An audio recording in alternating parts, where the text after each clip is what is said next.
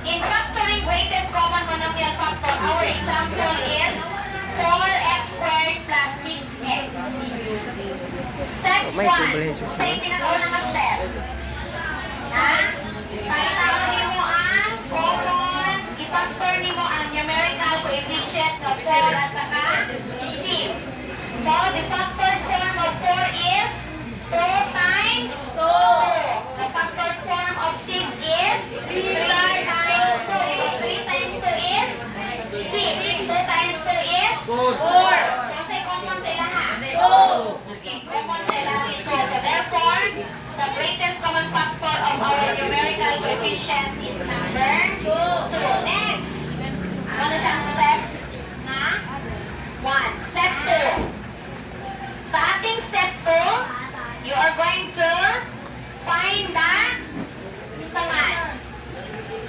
Ang common factor sa ato ang literal coefficient. When we say literal coefficient na itong mga letters or variables. So, based on given 4x squared at 6x, our variable are x squared at saka si kinsa man. X squared at saka si x. So, unsa may i-choose na to? Si x squared or si x? Si x. You are going to choose x because x has a least number of exponent. Si x ang may pinakagamay. Ili si x squared. Kasabot. Ang pilihan mo sa variable na itong na ay pinakagamay of exponent. Kunya, common form, parihasal. Okay, is not so kadali po. Kasi silang duha, si 2 o si x. I-combine mo. So, ang atong GCF karon kay si 2x. Muna siya atong greatest common factor. So, ako silang gamiton na to para mag-factor na to si 4x squared o si 6x. Okay, kasaka.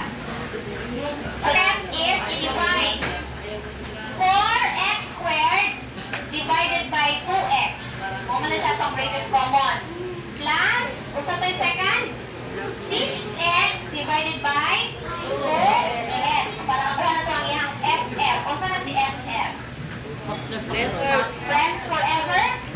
Factor 4. Kuha sa factor 4. Okay, 4 divided by 2. Pila? 2.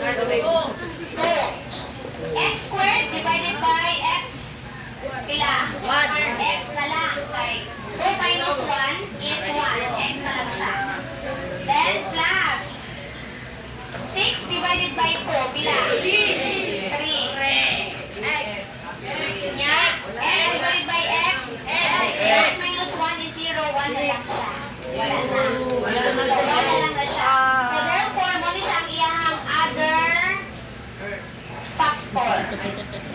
So, kani si GCF, o muna siya ang atong other factor. So, ako silang sulat ang iyang factor form ay mo ipagawas ni mo si 2x. Isulat ni mo si 2x plus 3. Muna siya ang iyang factor 4. Okay, question. No. Ang tana.